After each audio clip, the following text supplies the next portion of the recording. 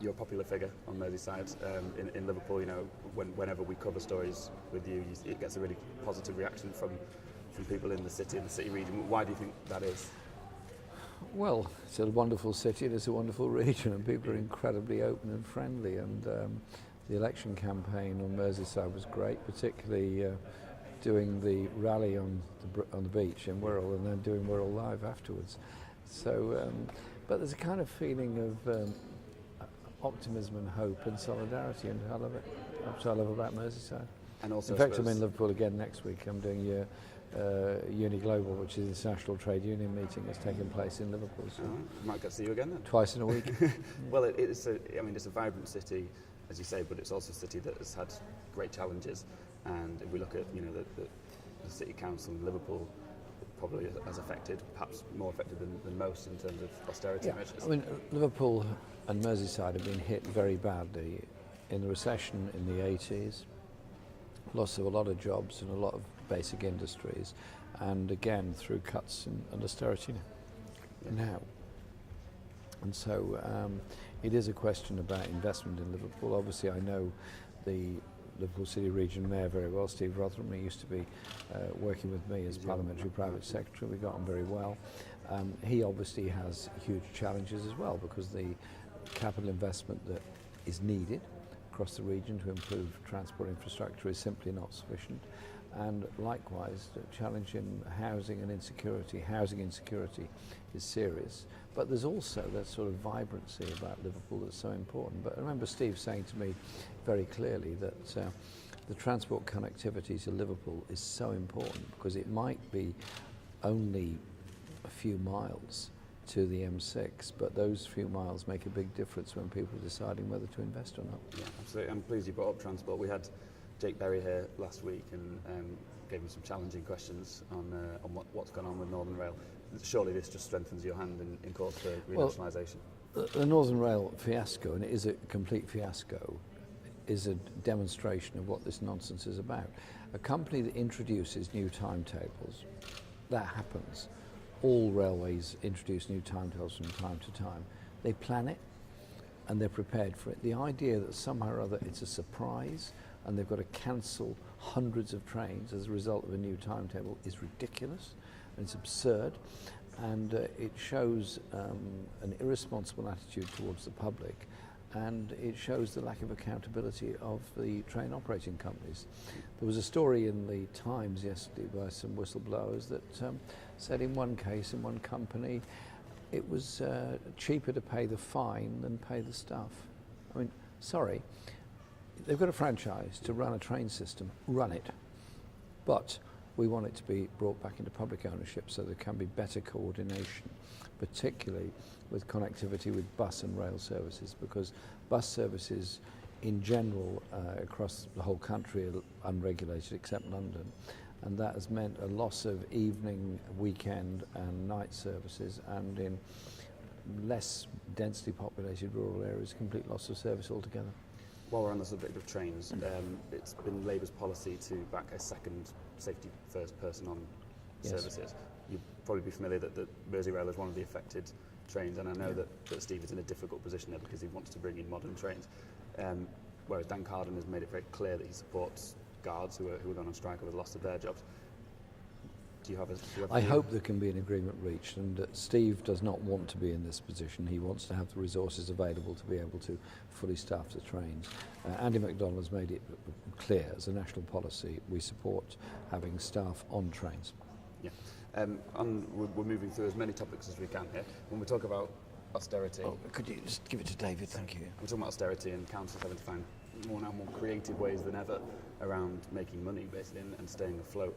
Joe Anderson, the city mayor, says that after 2020 he has no playbook. It could be a financial cliff that falls off, and he's having to find creative ways to try and bring in investment. Yeah, Joe has said as much to me, and every local authority in the country is faced with this problem. I say every, I mean every local authority that is in a high needs, high stressed area. Because if you took a map of the country in poverty and took a map of the country of the areas that have had the biggest cuts, one would obliterate the other. Yeah. The richest areas have not had the problems that stressed areas like Liverpool have had. And the idea that somehow or other you can replace central government funding with local sourcing is a nonsense. It barely works in an area of property price inflation in London, the South East. It certainly doesn't work in any other part of the country. There has to be fair funding for local government across the country. And the social care crisis is as bad on Merseyside as it is in Surrey. Yeah. When they talk about creative ways to find new money, Joe, one of his ideas has been to invest quite a lot of money in Everton's new stadium. I don't know if you've heard of this plan. And it's one that's causing a lot of debate in the city. Joe says it will be a good deal for the council because it will bring money in. These kind of sort of speculative investments, I mean, is it something you agree with? Well, speculative investments, as you put it, are not necessarily wrong. Local authorities going into enterprise is not necessarily wrong. Northumberland and Arch, which is done in Northumbria, is a very good example of municipal investment, where they've invested in housing, in some cases shopping centres, hotels, factories, jobs, and they've become quite a good economic generator. And certainly I would see a regional investment bank as part of our national investment bank strategy. Investing in local enterprise and new developments is a good thing to do. I'm not opposed to it at all. Obviously, you have to take very cautious decisions when doing so. Yeah, I think that's fair.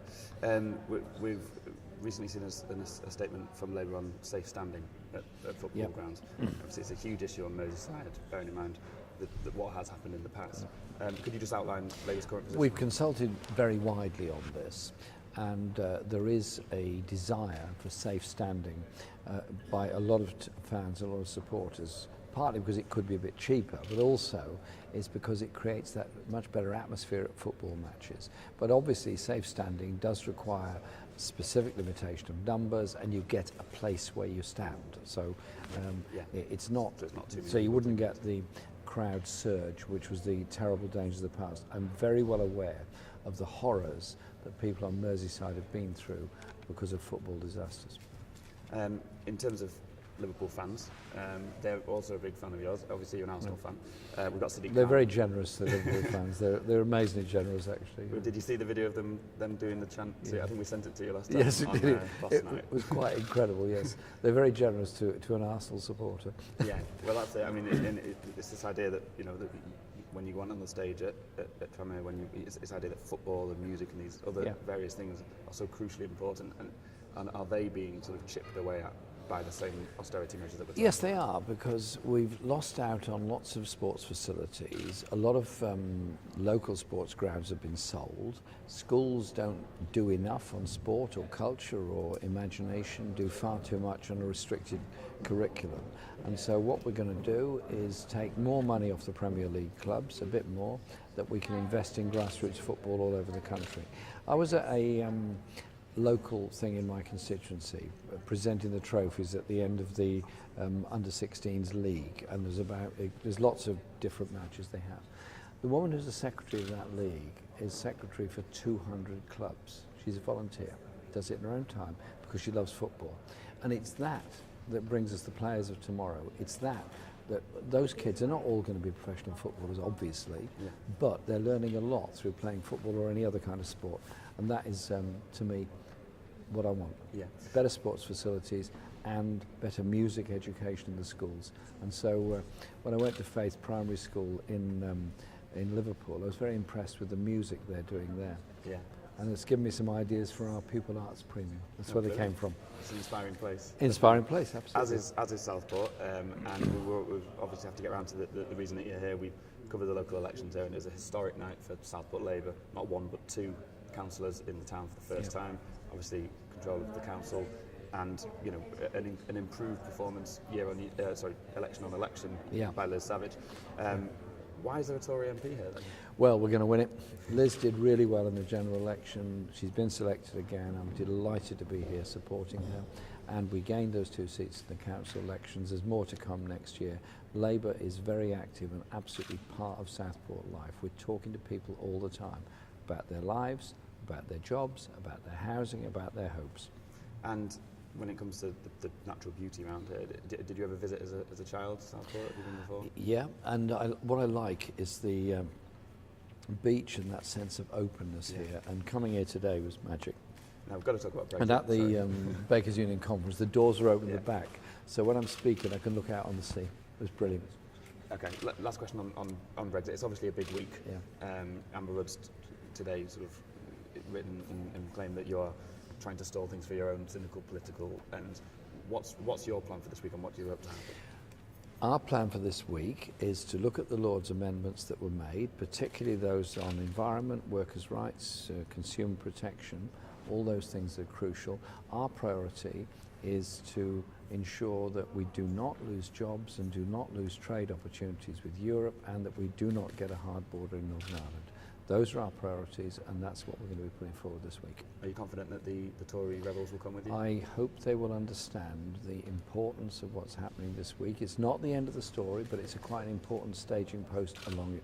What we want is a relationship with Europe that does maintain trade, that does continue with investment, and we do not become a country undercutting Europe and doing sweetheart deals with Donald Trump.